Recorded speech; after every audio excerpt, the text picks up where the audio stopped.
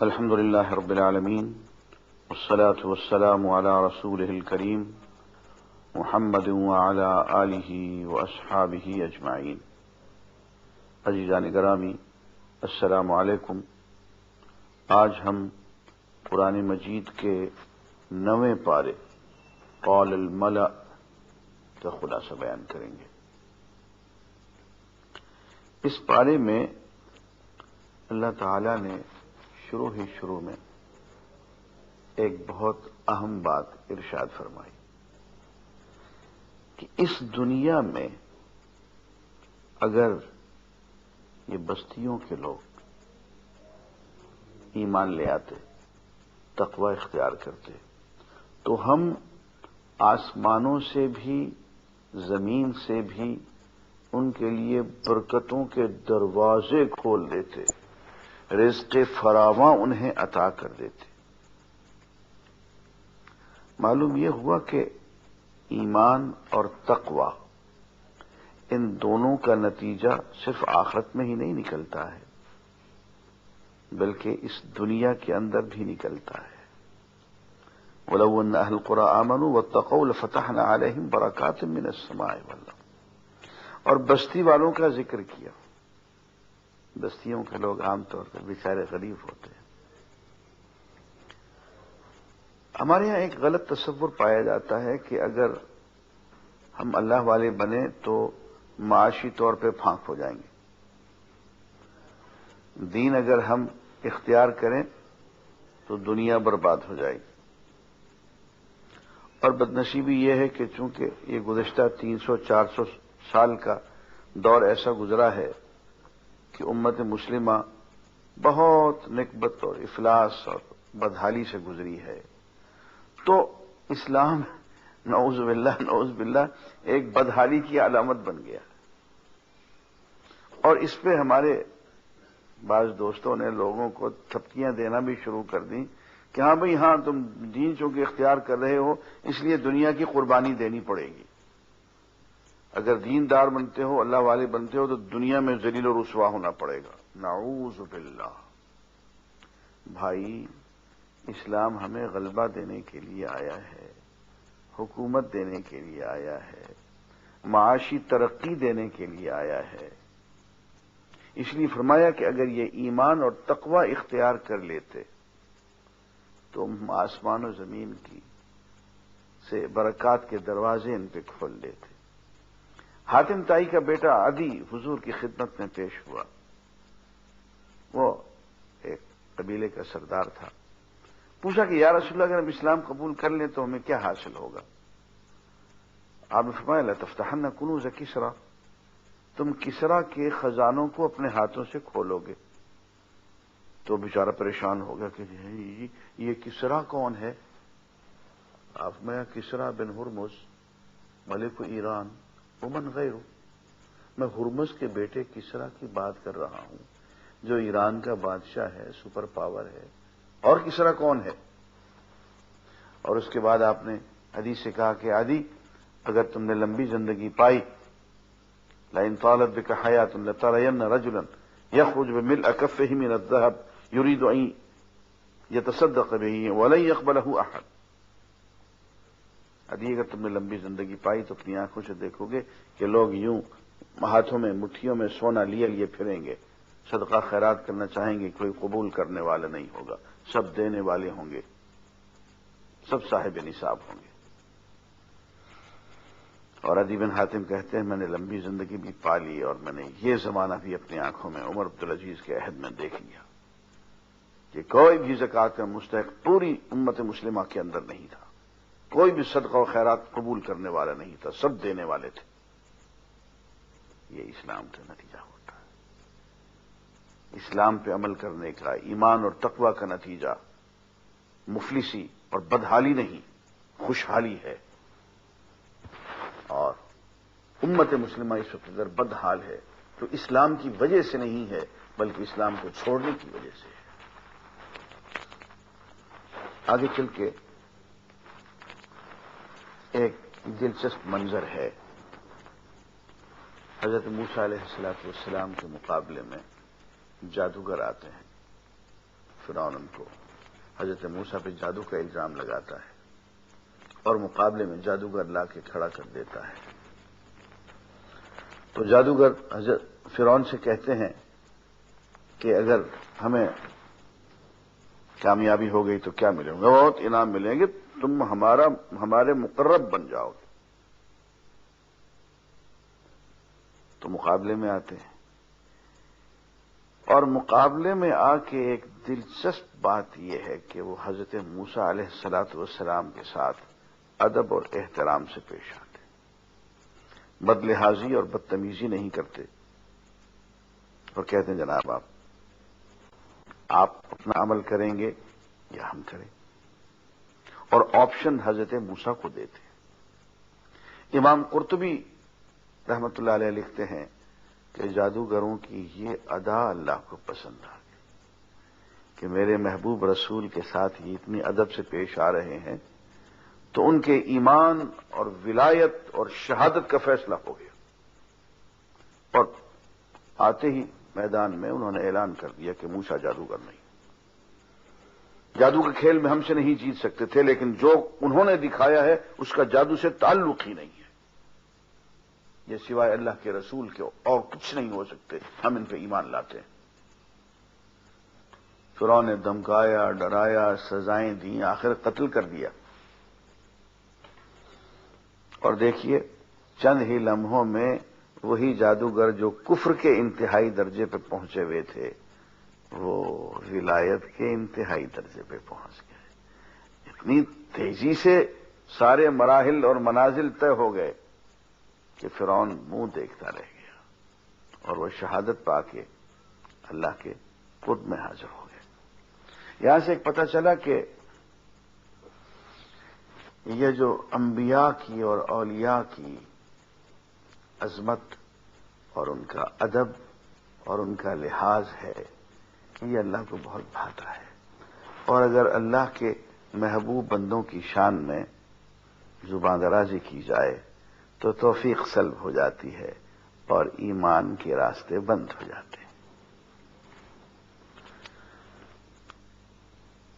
ادھر فرعون نے جب بنی اسرائیل کے بارے میں یہ فیصلہ کیا کہ بنی اسرائیل کے نومولود بچوں کو قتل کیا جائے تو حضرت موسیٰ علیہ الصلوۃ والسلام نے قوم سے فرمایا کہ صبر کرو اور اللہ سے مدد چاہو، زمین اللہ کی ہے اور اس کے وارث اللہ کے پرہیزگار بندے ہوں گے. یہاں سے پتہ چلا کہ زمین کی وراثت، خلافت، حکومت، امامت اللہ کے پرہیزگار بندوں کا حق ہے اور ان کو ملنی چاہیے اور ان تک آنی چاہیے. اور اسلام جو ہے پرہیزگار لوگوں کو وہاں تک پہنچاتا ہے. بنی اسرائیل کہنے لگے کہ اے موسیٰ آپ کے آنے سے پہلے بھی ہم بہت تکلیف میں تھے، فرعون نے ہمیں بہت مارا اور آپ کے آنے کے بعد بھی ہماری پٹائی ہو رہی ہے. اس پہ حضرت موسیٰ علیہ الصلوۃ والسلام نے ان کو بشارت سنائی کہ نہیں ایسا نہیں ہوگا، تم دین کے کام میں لگ جاؤ، تم دین سیکھنے سکھانے میں، اس کی تبلیغ میں، اس کے راستے میں جد و جہد میں لگ جاؤ. بے سر و سامانی کے باوجود اللہ تعالی تمہاری مدد کرے گا. اور وہی ہوا، بالکل بے سر و سامانی کی حالت میں جب وہ فرار ہو رہے تھے اور فرعون کے لشکر نے ان کا پیچھا کیا تو اللہ تعالیٰ نے فرعون کے لشکر کو غرق کر دیا اور انہیں اسی زمین کا وارث بنا دیا. اچھا، جب یہ بچا کے فرعون کے لشکر سے آگے کو نکل رہے تھے تو حضرت موسیٰ علیہ الصلوۃ والسلام کی اس قوم بنی اسرائیل کو ایک منظر نظر آیا کہ کچھ لوگ ہیں انہوں نے عبادت گاہیں بنائی ہوئی ہیں اور ان عبادت گاہوں میں بڑے بڑے بت سجائے ہوئے ہیں اور وہ ان بتوں کے مجاور بنے بیٹھے. تو کہتے ہیں کہ ہمیں بھی ایسے ہی کوئی معبود گھڑ کے دے دیجئے اے اللہ کے رسول ہمارے لیے بھی کوئی ایسے ہی عبادت کی جگہیں ہوں، ہم بھی مجاور بن جائیں، ہمیں بھی لوگ آ کے چڑھاوے چڑھائیں۔ تو حضرت موسیٰ نے کہا کہ تمہارے دماغ سے، دل سے ابھی تک شرک کی بو باس ختم نہیں ہوئی، میں تو تمہیں وہاں سے نکال کے لا رہا ہوں، تم پھر اسی گمراہی میں پھنسنا چاہتے ہو، وہ فرعونیت کی وہ شکل، کیونکہ فرعون جو ہے ان مجاوروں کو کافی سرپرستی ان کی کیا کرتا تھا جہاں بت پرستی ہوا کرتی تھی۔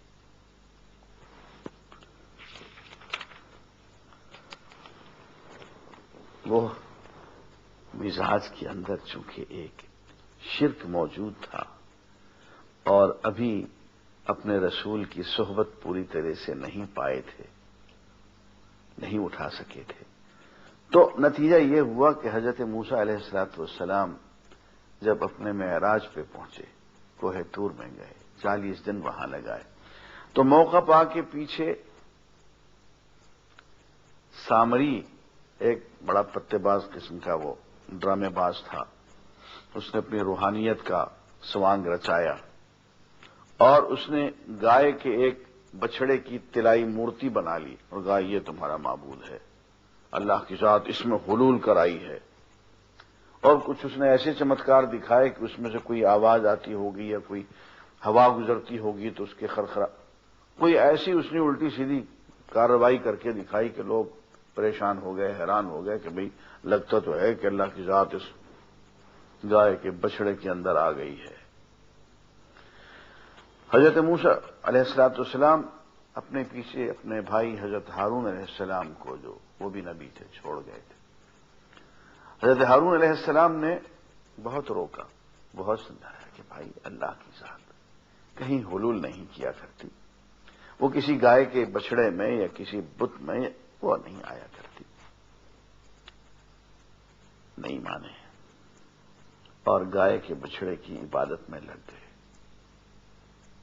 اب جو حضرت موسیٰ واپس آئے اللہ سے کمانڈمنٹس لے کے، تعلیمات لے کے، وہ الواح اور تختیاں جن پہ کہ یہ سب کچھ لکھا ہوا تھا، تو تختیوں کو تو انہوں نے ایک طرف رکھا اور حضرت ہارون کی، اپنے بھائی کی پٹائی شروع کر دی کہ تمہارے سامنے یہ شرک ہوتا رہا، گوشالہ پرستی، بچڑے کی پوجا ہوتی رہی اور تم اس کو بند نہیں کر سکے۔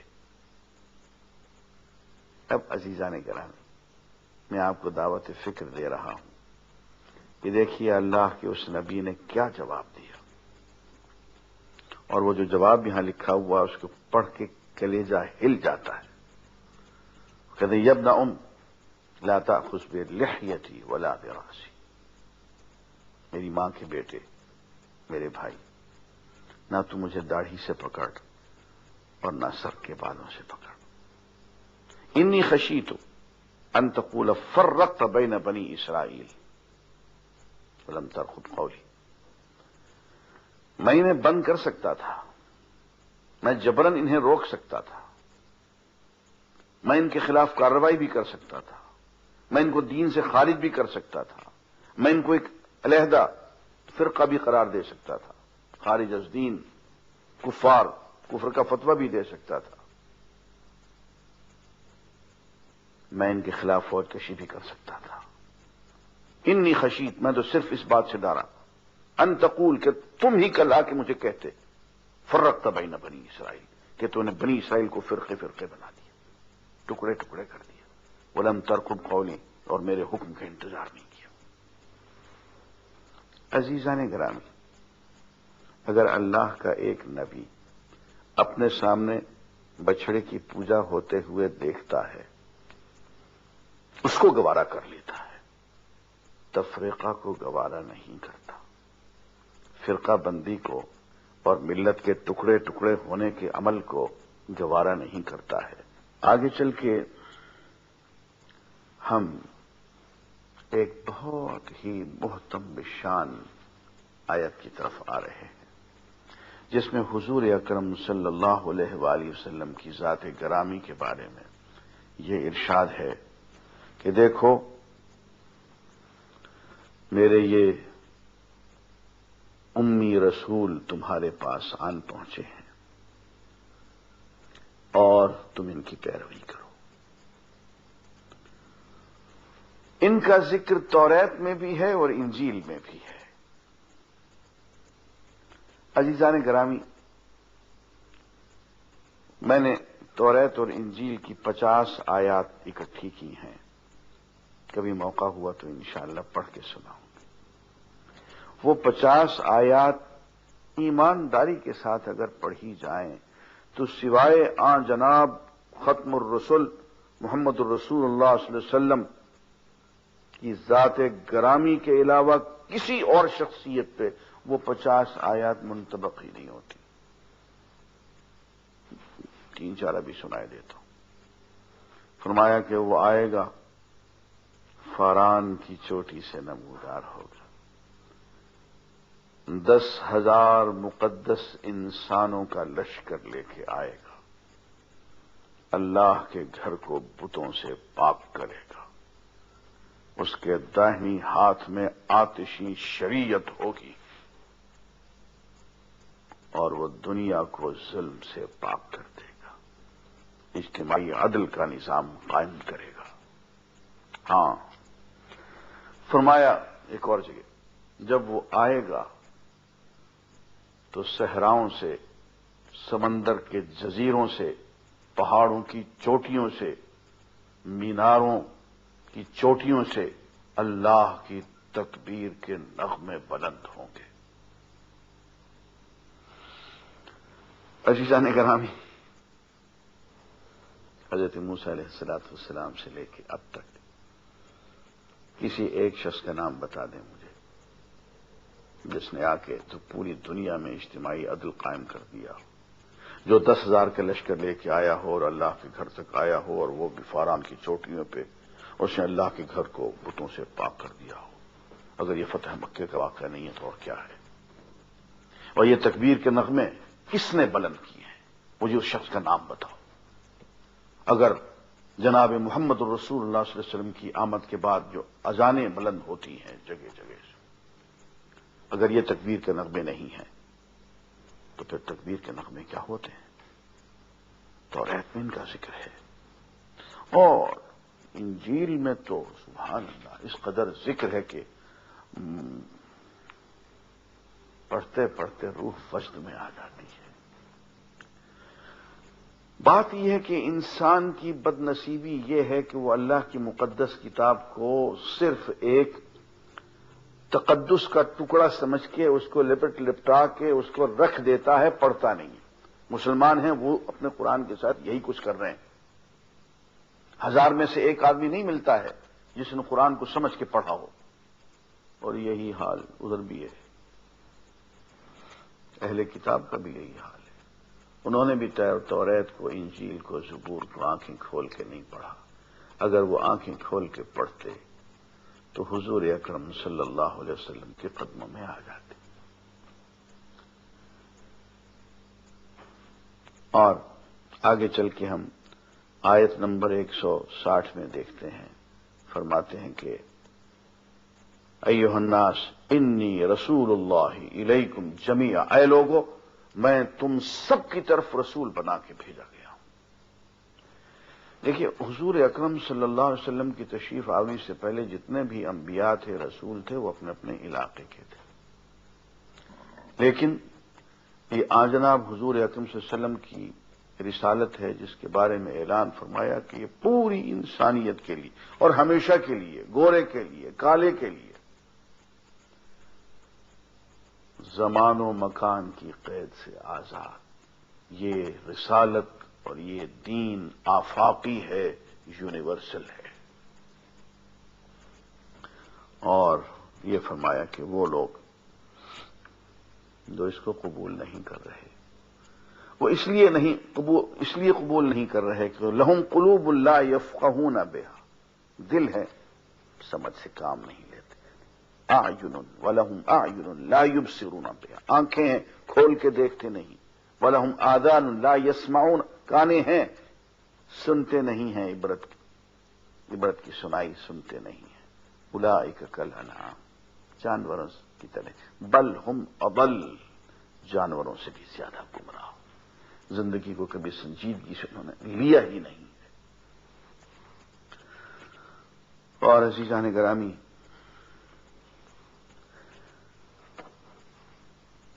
آیت نمبر 188 میں صرف ترجمہ ہی پڑھ دیتا ہوں. قل، اے نبی لوگوں کو بتا دو، لا املک لنفسی نفعا ولا ضرا، میں اپنی جان کے نفع و نقصان کا مالک نہیں ہوں، الا ما شاء اللہ، ہاں جو اللہ چاہے اسی سے ہوتا ہے. وَلَوْ كُنْتُ أَعْلَمُ الْغَيْبَ، اور اگر میں غیب کا علم رکھنے والا ہوتا، لَاسْتَكْثَرْتُ مِنَ الْخَيْرِ، تو میں خیر ہی اکٹھی کر لیتا. وَمَا مَسَّنِيَ السُّوءُ، اور مجھے کوئی نقصان، کوئی برائی نہ پہنچتی. فرمایا میں تو صرف اہل ایمان کے لیے بشیر اور نذیر بن کے آیا ہوں. عزیزان گرامی، حضور اکرم صلی اللہ علیہ وسلم کو نصیحت فرمائی گئی کہ آپ کا طریقہ یہ ہونا چاہیے، نمبر 1 عام لوگ عام درگزر اختیار کریں، نمبر 2 اللہ کی طرف توجہ رکھیں، اور نمبر 3 قرآن سمجھنے سمجھانے میں لگے رہیں. اور یہی نصیحت عام لوگوں کے لیے بھی ہے. درگزر کا رویہ اختیار کریں، اور کبھی کوئی شیطان کا وسوسہ آ جائے تو اللہ کی طرف متوجہ ہو جائیں، اور قرآن کو بحیثیت اللہ کے پیغام کے سمجھنے اور سمجھانے کی کوشش کریں. وآخر دعوانا الحمدللہ رب العالمین. اے اللہ پاک، پیارے نبی پاک کے صدقے میں ہمیں قرآن کریم پڑھنے، اس کو سمجھنے اور اس پر عمل کرنے کی توفیق عطا فرما. اے اللہ پاک، پاکستان کو اپنے حفظ و امان میں رکھ. اللہ من الشیطان الرجیم، بسم اللہ الرحمن الرحیم. کیا یہ لوگ قرآن میں غور نہیں کرتے، یا ان کے دلوں پر قفل پڑے ہوئے ہیں؟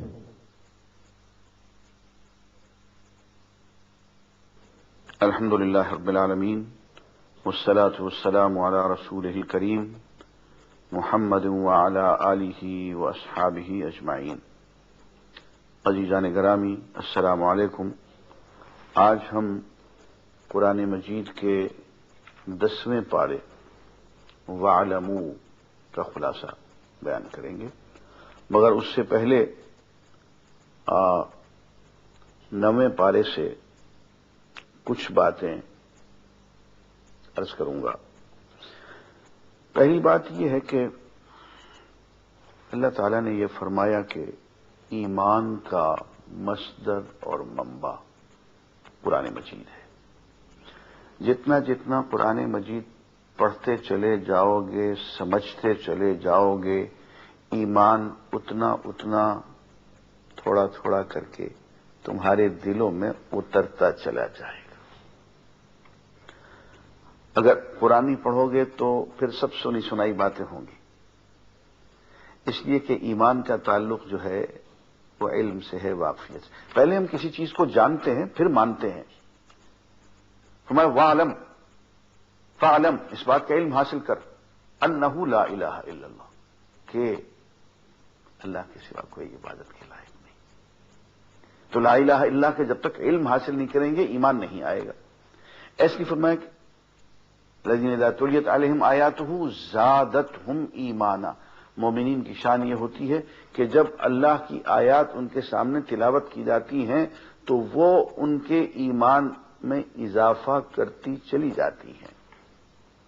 تو ایمان میں اضافہ کا سب سے بڑا عامل، فیکٹر قرآن مجید ہے. اس کو پڑھے بغیر ایمان کامل نہیں ہوتا. دوسری بات یہ ارشاد ہوئی کہ دنیا میں جو کچھ بھی ہوتا ہے اللہ کی طرف سے ہوتا ہے. ان القوۃ للہ جمیعا، قوت ساری کی ساری اللہ کے پاس ہے. اور یہ قل کل من عند اللہ، اے نبی ان کو سمجھا دو کہ جو کچھ بھی ہوتا ہے اس دنیا میں اللہ کی طرف سے ہوتا ہے۔ اب یہاں ایک عملی واقعہ ہو گیا، غزوہ بدر ہو گیا، بے سر و سامانی کا عالم، اس میں اللہ نے فتح نصیب فرما دی۔ اب وہ عربوں کا جو انداز تھا، وہ بیچارے سمجھے کہ بھئی یہ تو ہم نے بہت معرکہ مار لیا۔ فرماتے ہیں وَلَمْ تَقْتُلُوهُمْ وَلَكِنَّ اللَّهَ قَتَلَهُمْ، ان کفار قریش کو تم نے قتل نہیں کیا، اللہ نے قتل کیا ہے۔ اور حضور سنوائے وَمَا رَمَيْتَ إِذْ رَمَيْتَ وَلَكِنَّ اللَّهَ رَمَى، اے ہمارے رسول، اے ہمارے محبوب، وہ جو تم نے اس وقت کنکریوں کی مٹھی اٹھا کے ان کی طرف زور سے پھینکی تھی اور کہا تھا شاہت الوجوہ، ان کے چہرے بگڑ جائیں، اور ہم نے اس کنکریاں، وہ مٹی، ریت کے ذرے ان میں سے ایک ایک کی آنکھ تک پہنچا دیے تھے، تو وہ مٹھی تم نے نہیں پھینکی تھی، وہ تو اللہ نے پھینکی تھی۔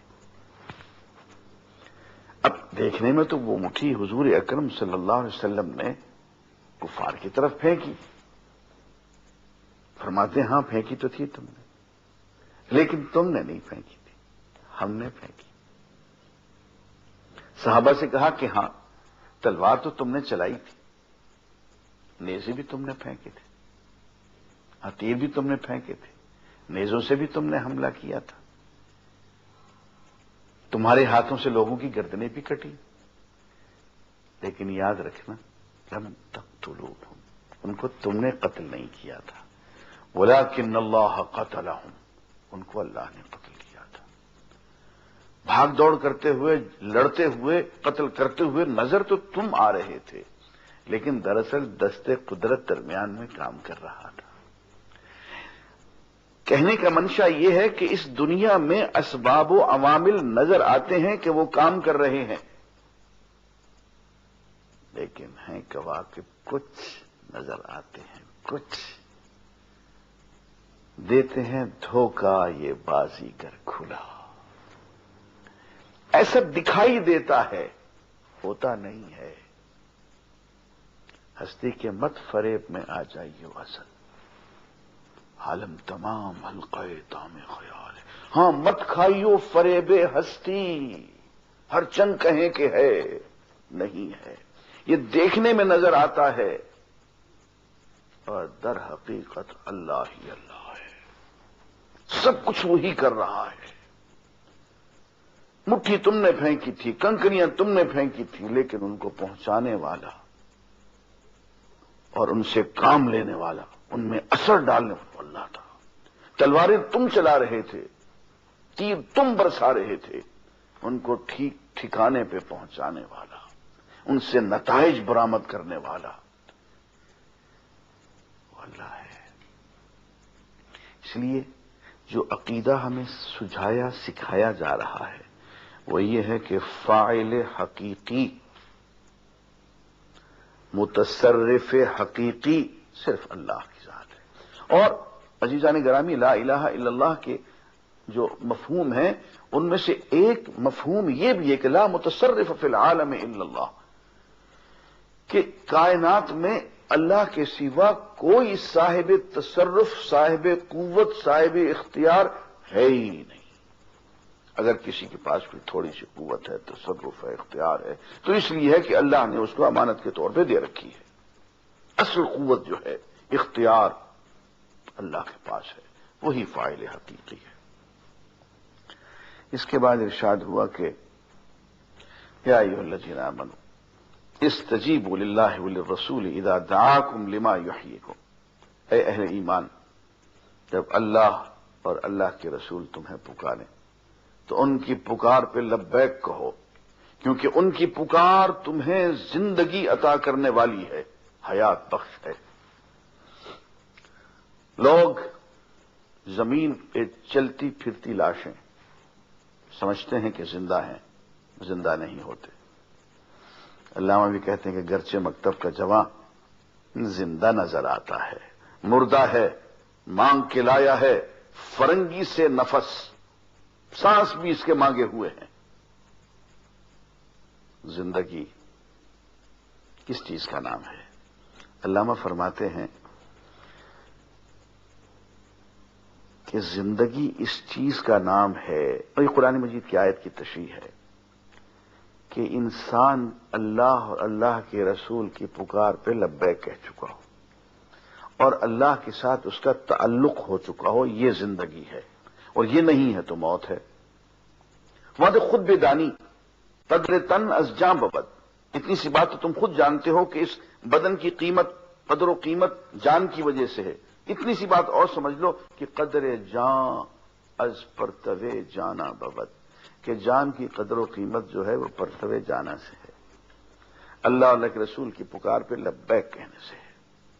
इसलिए कि तुम्हें जिंदगी उस वक्त हासिल होगी जब अल्लाह के रास्ते में तुम्हें एक कमिटमेंट, एक डेडिकेशन, एक मोहब्बत, जोश और वलवला पैदा हो जाएगा। उसको हयात कहा जाता है, वही जिंदगी है। और अजीजान करामी, इसी में इस पारे के आखिर में अल्लाह ताला फरमाते हैं कि याद करो कि तुम तादाद में कम थे, कमजोर समझे जाते थे, तुम डरते थे कि लोग तुम्हें उचक कर उड़ा कर न ले जाएं। अल्लाह करीम ने तुम्हें ठिकाना दिया, अपनी मदद से कुव्वत बख्शी, पाकीज़ा रिज़्क़ अता किया ताकि तुम शुक्रगुजार बनो। मुसलमानों को अल्लाह ताला ने मदीना मुनव्वरा की शक्ल में एक छोटी सी सिटी स्टेट बन गई, एक छोटा सा दीनी मरकज बन गया, एक छोटी सी ममलिकत वजूद में आ गई। फरमाया हमने तुम्हें ठिकाना अता किया, इसकी कदर करो, इस पे अल्लाह का शुक्र करो। अजीजान गिरामी, ये बात तो सहाबा से और हुजूर से कही जा रही है, लेकिन ये आयत जब हम पढ़ेंगे तो इसका मफहूम होगा कि तुम अल्लाह का शुक्र अदा करो। तुम कमजोर थे, तादाद में कम थे, बेसरो सामान थे, लेकिन हमने तुम्हें पाकिस्तान की सल्तनत अता कर दी। एक दीन के नाम पे हमने तुम्हें खित्ता अर्जी अता कर दी। अब इसकी कदर करो, इस पे शुक्र करो। दिल का उजड़ना सहल सही, बसना सहल नहीं जालिम। बस्ती बसना खेल नहीं है, बसते बसते बसती है। अल्लाह ताला कुरान मजीद में ये एहसान जिता रहे हैं कि हमने तुम्हें ठिकाना अता किया। पाकिस्तान एक ठिकाना है, शुक्र अदा करना चाहिए। और आगे फरमाया इसी सूरा अनफाल में कि ए अहले ईमान, तुम ये सिफात इख्तियार करो, सबात, अल्लाह का जिक्र, आपस का इत्तेहाद और अल्लाह और अल्लाह के रसूल की इताअत। ऐसा करोगे तो ठिकाना भी तुम्हारा महफूज रहेगा। और फिर फरमाया कि सिर्फ इतना नहीं, बल्कि वअअद्दु लहुम मस्तताअतुम मिन कुव्वतिन व मिन रिबातिल खैल तुरहिबून बिही अदुव्वल्लाहि व अदुव्वकुम। वो लोग जो तुम्हारे लिए, तुम्हारे दीन के लिए और दीन के नाम पे हासिल किए हुए इस ठिकाने के लिए तुम्हारा खतरा बने, उनके मुकाबले की ज्यादा से ज्यादा, मुकम्मल से मुकम्मल तैयारी करो, इतनी जितना तुम्हारे बस में हो। मस्तताअत मिन कुव्वा, कुव्वत के हुसूल में लेटेस्ट टेक्नोलॉजी हासिल करो, मिन रिबातिल खैल, और ज्यादा से ज्यादा छावनियां बनाते चले जाओ। उस जमाने में छावनियां घोड़ों से बनती थी, अब टैंकों से बनेंगी, अब लेटेस्ट टेक्नोलॉजी से बनेंगी, और वही रिबातुल खैल का तर्जुमा होगा। और यहां अल खैल से मुराद सिर्फ हॉर्स ही मुराद नहीं हो सकता, हॉर्स पावर भी मुराद हो सकती है। इकाई है ना, तो मैक्सिमम हॉर्स पावर की जो आप सवारियां हासिल करो और उनसे छावनियां बनाओ और दुश्मन को अपने रौब दाब में रखो। کہ تمہیں میلی آنکھ سے دیکھ نہ سکے، تاکہ تم اپنے ٹھکانے کی، اپنی اور اپنے دین کی حفاظت کر سکو۔ اور فرمایا دیکھو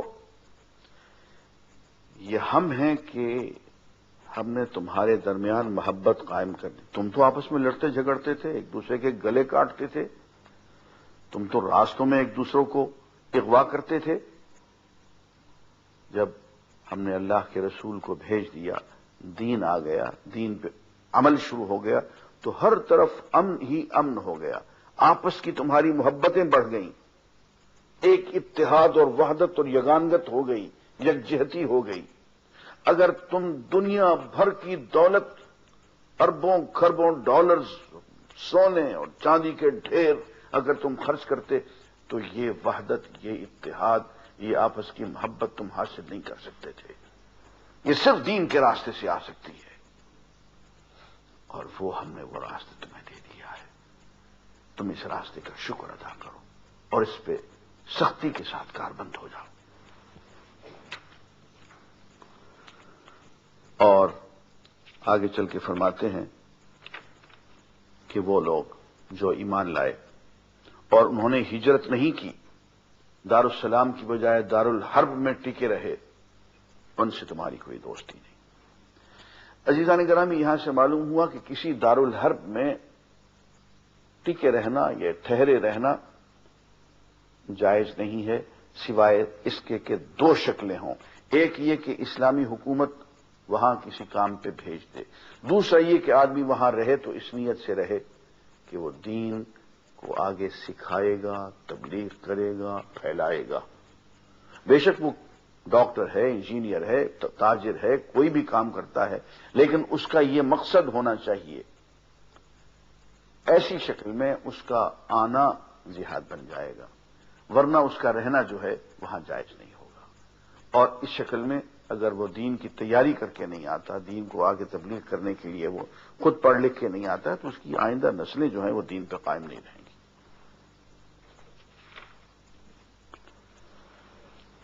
نماز اور زکوٰۃ کا حکم ہو رہا ہے۔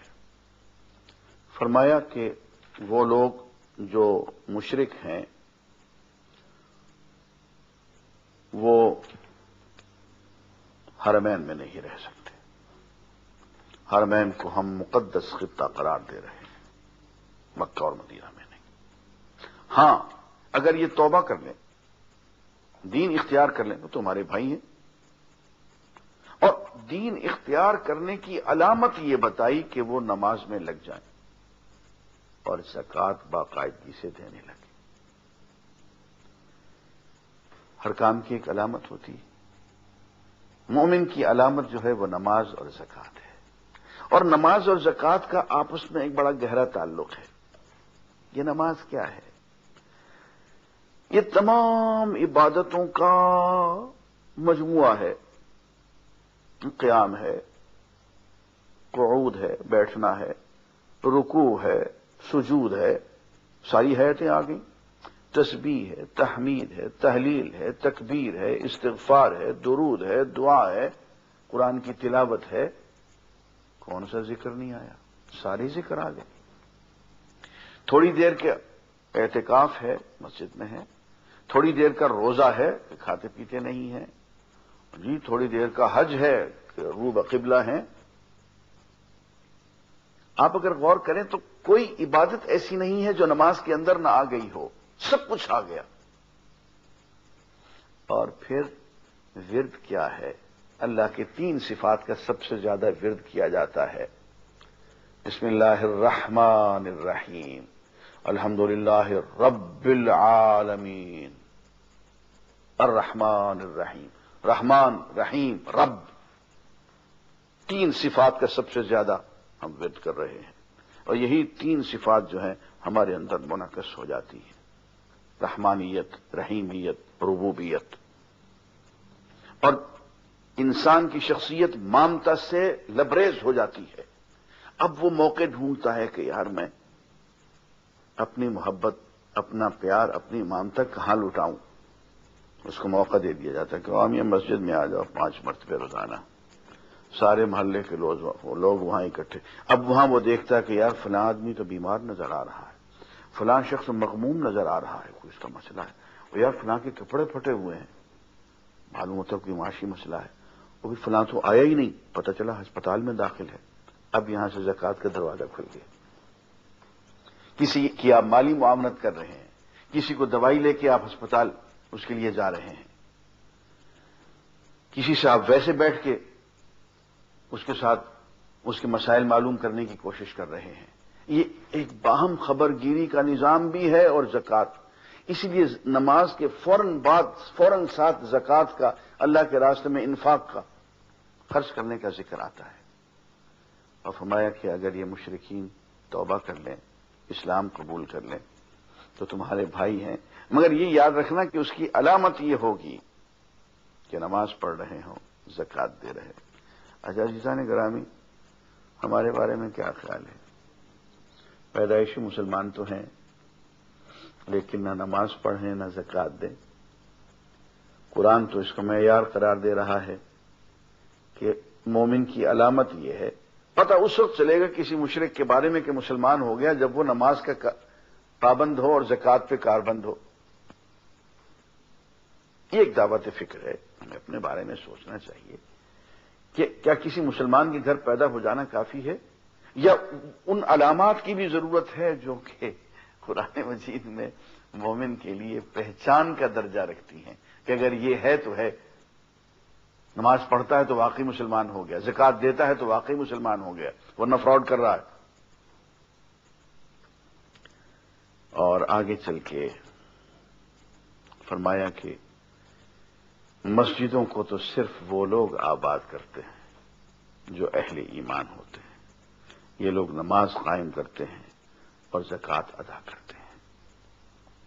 اور یہ بھی فرمایا کہ اے نبی صلی اللہ علیہ وسلم، آپ مسلمانوں سے کہہ دیں کہ اگر ایسا ہے کہ تمہارے باپ، تمہارے بیٹے، تمہارے بھائی، تمہاری بیویاں، تمہاری برادری، تمہاری جائیداد، تمہاری تجارت، تمہاری کوٹھیاں تمہیں اللہ سے، اللہ کے رسول سے اور اللہ کی راہ میں جہاد کرنے سے زیادہ عزیز ہیں تو اللہ کے عذاب کا انتظار کرو.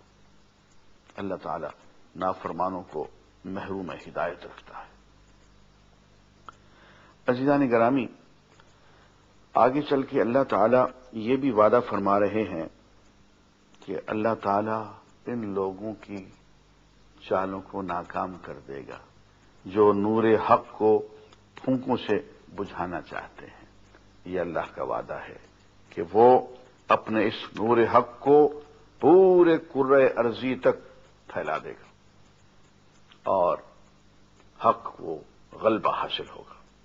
اور اسی لیے مسلمانوں کو حکم دیا گیا کہ انفروا خفافا وثقالا، تم جس حال میں بھی ہو، ہلکے ہو یا بوجھل، تمہارے مسائل گمبھیر ہیں، گھریلو ذاتی مسائل یا ہلکے، تم نے اچھی تیاری جہاد کی کر رکھی ہے یا تم سے نہیں ہو پائی، ہر حال میں تمہیں اللہ کے راستے میں جہاد کے لیے نکلنا ہوگا.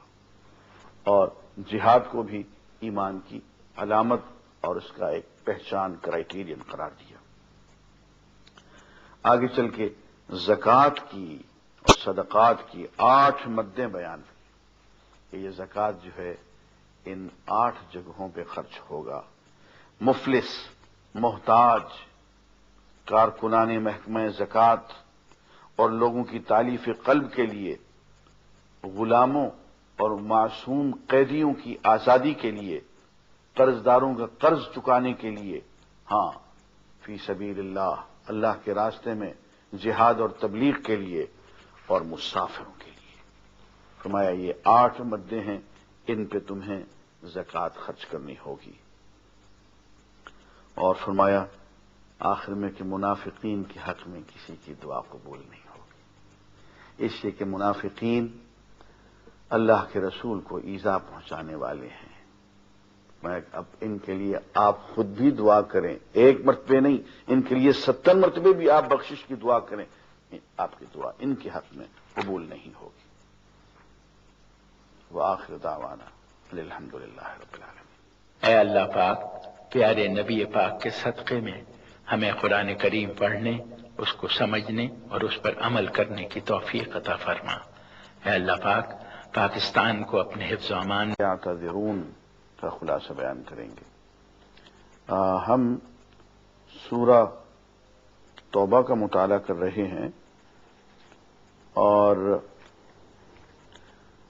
سورہ توبہ میں 10ویں پارے کے اندر بہت اہم واقعہ ہے اور یہ ہجرت کا ہے کہ جس وقت حضور اکرم صلی اللہ علیہ وآلہ وسلم غار ثور میں تشریف فرما تھے تو اس وقت آپ کے یار غار حضرت ابو بکر صدیق رضی اللہ تعالی عنہ بھی آپ کے ساتھ تھے۔ جب کفار ڈھونڈتے ڈھونڈتے غار کے دہانے تک پہنچ گئے تو حضرت ابو بکر صدیق بہت بے چین ہوئے اور اس بے چینی کو قرآن مجید میں غم کا نام دیا گیا ہے۔ لا تحزن ان اللہ معنا، کہ اے ابو بکر غم نہ کرو۔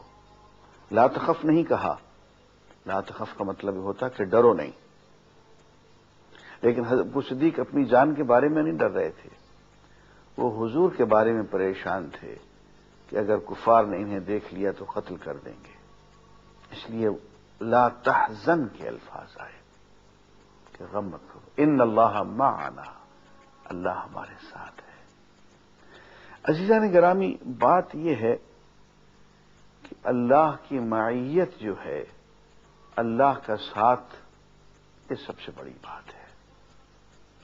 اور جب یہ بات کہہ دی گئی تو فرماتے فانزل اللہ سکینتہ علیہ، اللہ تعالیٰ نے اپنی سکینت ان پہ نازل فرما دی جو بے چین ہو رہے تھے۔ اس سے یوں معلوم ہوتا ہے کہ حضرت ابوبکر صدیق رضی اللہ تعالیٰ عنہ کا جو مقام ہے وہ اللہ اور اللہ کے رسول کے نزدیک بہت بلند ہے۔ عزیزان گرامی، ایک حکم اور بھی دیا گیا اور وہ یہ کہ تم میں ایک مستقل جماعت ہونی چاہیے لوگوں کی جو اللہ کا دین سیکھنے کے لیے، علم حاصل کرنے کے لیے اپنے آپ کو فارغ کر دے۔ اور آخر میں فرمایا لقد جاءکم رسول من انفسکم عزیز علیہ ما عنتم حریص علیکم بالمؤمنین رؤوف الرحیم۔ دیکھو تمہارے پاس ایک رسول آ گئے ہیں، تم ہی میں سے آئے ہیں، من انفسکم، تم میں سے ہی ہیں، لیکن ان کی شان یہ ہے کہ عزیز علیہ ما عنتم، تمہیں تکلیف پہنچتی ہے تو ان پہ بہت گراں گزرتی ہے، اور حریص علیکم بالمؤمنین، تمہاری خیر، تمہاری بہتری، تمہاری کامیابی پہ وہ حریص ہیں، حرص رکھتے ہیں اس کا، اور مومنین کے ساتھ رؤوف الرحیم ہے، مہربان ہے، پیار کرنے والے ہیں۔ اور آگے چل کے پھر حضور سے فرمائیں تولوا، تمہاری اس شان کے باوجود بھی اگر یہ بد نصیب لوگ اعراض کرتے ہیں، منہ پھیر لیتے ہیں، تمہارا ساتھ نہیں دیتے، فقل، تو پھر آپ یوں کہیں حسبی اللہ، مجھے اللہ کافی ہے، لا الہ الا ہو، اس کے سوا کوئی عبادت کے لائق نہیں، علیہ توکلت، میں نے اس پہ بھروسہ کیا، وہو رب العرش العظیم، اور وہ رب عرش، اور وہ عرش عظیم کا رب ہے۔ عزیزان گرامی، 11ویں پارے میں ہم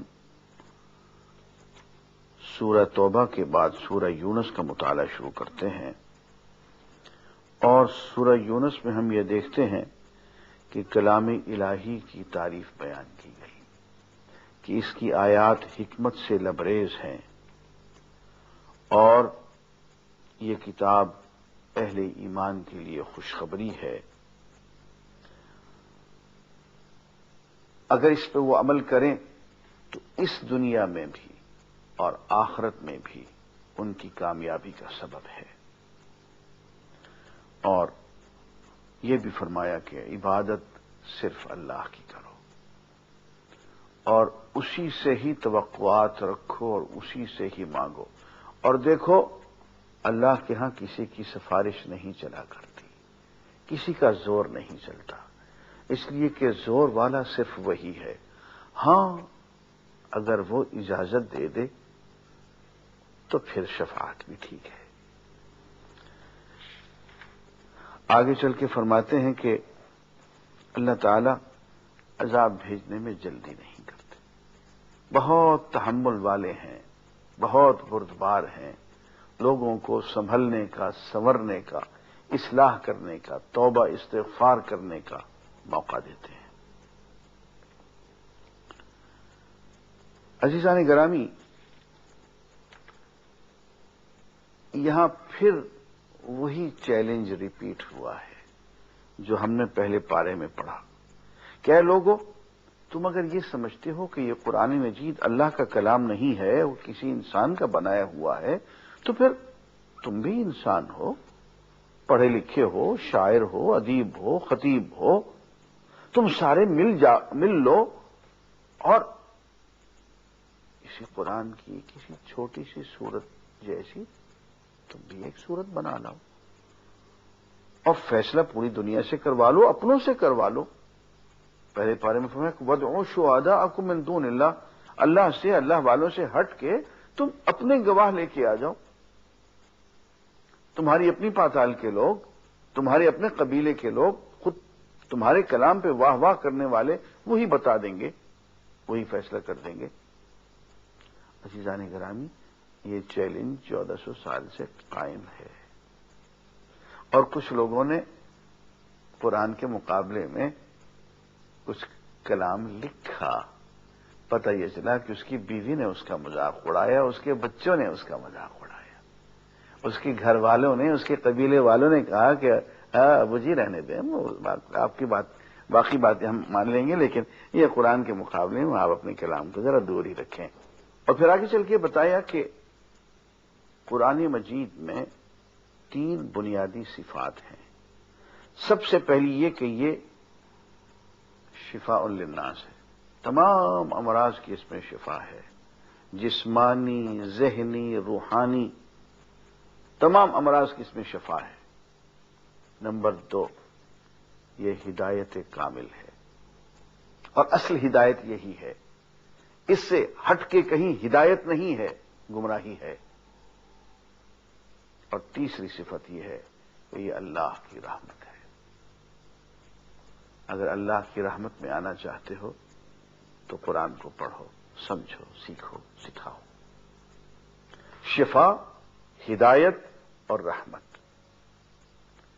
اور آگے فرمایا کہ یہ لوگ جو اللہ کی رزق کو اپنی طرف سے حلال ٹھہرا دیتے ہیں، کبھی اپنی طرف سے حرام ٹھہرا دیتے ہیں، خود بیٹھ کے اپنے محدود ناقص عقل کے ساتھ قانون سازی کرتے ہیں، یہ آگے چل کے اللہ کو منہ کیا دکھائیں گے؟ عزیزان گرامی، یہاں سے معلوم ہوا کہ قانون سازی کا حق اللہ کو حاصل ہے. ان الحکم الا للہ. حکم، قانون سازی، اقتدار، فرما روائی، یہ صرف اللہ کا حق ہے. انسان اس دنیا میں اللہ کا نائب ہے، خلیفہ ہے. اللہ کے دیے ہوئے اقتدار، اس کے دیے ہوئے مینڈیٹ سے آگے وہ اس امانت کو پورا کرتا ہے. وہ بذات خود مقتدر نہیں ہے، مقتدر اعلی نہیں ہے، ساورن نہیں ہے، اور نہ وہ مقنن ہے، نہ وہ لیجسلیٹر ہے.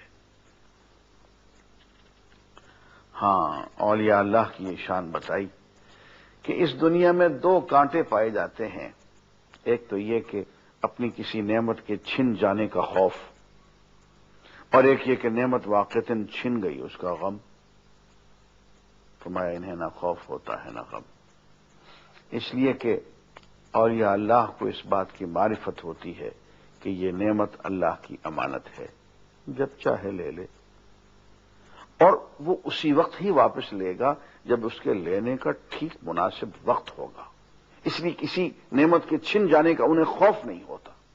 اور اگر وہ نعمت اللہ تعالیٰ واپس لے چکا تو وہ سمجھتے ہیں کہ جیسے سرمد نے کہا تھا کہ سر در قدم یار فدا شد چپجا شد ای بارے گراں بود ادا شد چپجا شد. یہ تو بارے گراں تھا، ادا ہو گیا، اچھا ہو گیا. یہ نعمت ہمارے ذمہ ایک قرض تھا، اتر گیا، بوجھ ہلکا ہوا. اس لیے اللہ کے ولی کو نہ کسی بات کا خوف ہوتا ہے، نہ کسی بات کا غم ہوتا ہے. امام ابن تیمیہ رحمۃ اللہ علیہ کو حکومت وقت نے ڈرایا، میں سیدھا کر دیں گے. انہوں نے کہا بھائی مجھے مارو گے تو میرے حبیب کی طائف والی سنت پوری ہو جائے گی، مجھے قید کرو گے تو میرے حبیب محمد رسول اللہ کی شعب ابی طالب کی سنت، میرے نبی یوسف کی زندان کی سنت پوری ہو جائے گی. مجھے قتل کر دو گے تو شہادت کے لیے تو میں 40 سال سے دعا مانگ رہا ہوں. حضرت یحییٰ اور حضرت زکریا کی سنت پوری ہو جائے گی. تم میرا کیا بگاڑ سکتے ہو؟ تم جو کچھ بھی کرو گے میں اس کے لیے پہلے سے بے چین ہوں. اس لیے اللہ کے ولی کو کسی کا خوف نہیں ہوتا ہے اور نہ غم ہوتا ہے.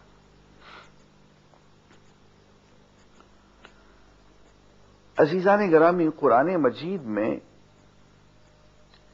ایک بہت دلچسپ معجزہ ہے اور وہ ہے فرعون کی لاش سے متعلق. فرماتے ہیں کہ جب فرعون غرق ہونے لگا، قرآن مجید میں ہے، تو اس نے کہا آمنت برب موسیٰ و ہارون، میں موسیٰ اور ہارون کے رب پہ ایمان لاتا ہوں. فرمایا نہیں، اب نہیں، اب نہیں، الآن، اب تو تم مفسدوں میں سے تھا، فسادی لوگوں میں سے تھا، تو نے تو دنیا کو فساد سے، اور اب جبکہ موت تم پہ ظاہر ہو گئی، غرق ہونے لگے ہو، اب توبہ کرتے ہو. اب اس وقت توبہ کی قبولیت کا وقت ختم ہو چکا. ہاں، ہم تمہارے ساتھ ایک کام کریں گے، ننجی کا ببدنک، ہم تیرے بدن کو باقی رکھیں گے. لتکون من خلفک آیہ، لتکون لمن خلفک آیہ، کہ بعد والے لوگوں کے لیے وہ ایک آیت اور نشانی بن جائے.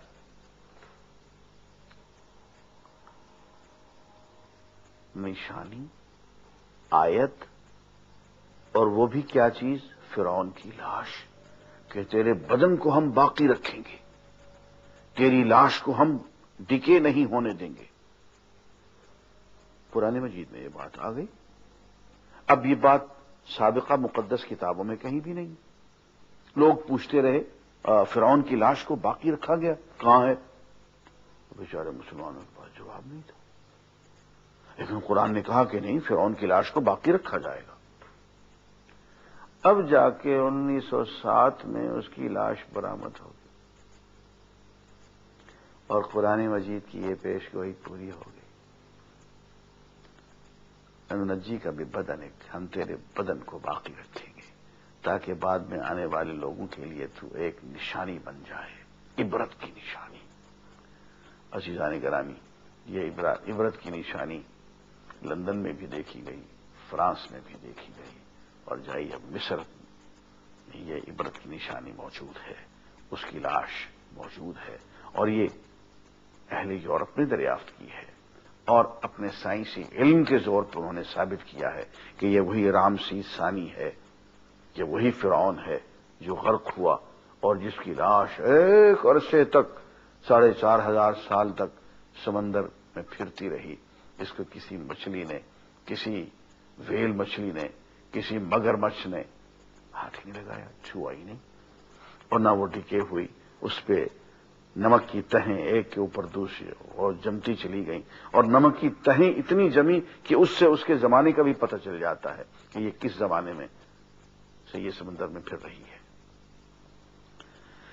عزیزان گرامی، قرآن مجید میں ایک بات بار بار کہی جاتی ہے کہ نفع اور ضرر دونوں کا مالک صرف اللہ ہے. وہ جس کو چاہے جتنا چاہے نفع پہنچا دے، جس کو چاہے جتنا چاہے نقصان پہنچائے. یہ صرف اللہ کی ذات کے بس میں ہے، انسان کے بس میں نہیں ہے. حضور اکرم صلی اللہ علیہ وآلہ وسلم نے ایک مرتبہ حضرت معاذ کو ارشاد فرمایا، وہ سواری کے پیچھے بیٹھے ہوئے تھے کہ اے معاذ، اے بیٹے، ایک بات اچھی طرح سے سمجھ لے کہ اللہ کو ہمیشہ یاد کرتے رہو، اسے ہمیشہ اپنے سامنے پاؤ گے. اور ایک بات یہ یاد رکھو کہ اگر دنیا کے سارے انسان مل کر تمہیں کوئی فائدہ پہنچانا چاہیں اور اللہ نہ چاہے تو وہ فائدہ نہیں پہنچا سکیں گے، اور اگر دنیا کے سارے انسان مل کر تمہیں کوئی نقصان پہنچانا چاہیں اور اللہ نہ چاہے تو وہ نقصان نہیں پہنچا سکیں گے. اور آگے فرمایا کہ قلم ٹوٹ گئے، سیاہیاں خشک ہو گئیں، اللہ نے پہلے سے فیصلہ کر دیا ہے، انسانوں کے بس میں نہیں ہے کہ انہیں بدل سکے. عزیزان گرامی، اسی 11ویں پارے میں ہم دیکھتے ہیں کہ اللہ تعالی کا نبی حضرت موسیٰ علیہ الصلاۃ والسلام فرعون کے ہاتھوں اس قدر آزردہ ہوتا ہے، اس کی قوم بنی اسرائیل اس قدر ظلم کا تختہ مشق بنتی ہے کہ اللہ کا رسول یوں دعا کرتا ہے کہ اے اللہ، فرعون اور اس کی قوم کو مال و دولت پر نازاں ہے، تو نے انہیں مال و دولت دے رکھا ہے، تو نے انہیں اقتدار دے رکھا ہے، یہ اس اقتدار اور مال و دولت کے زور پہ پوری انسانیت کو گمراہ کرتے چلے جا رہے ہیں. اے اللہ، تو ان پہ عذاب نازل فرما دے اور ہمیں ان سے نجات عطا فرما دے. یہاں ایک بات اور بھی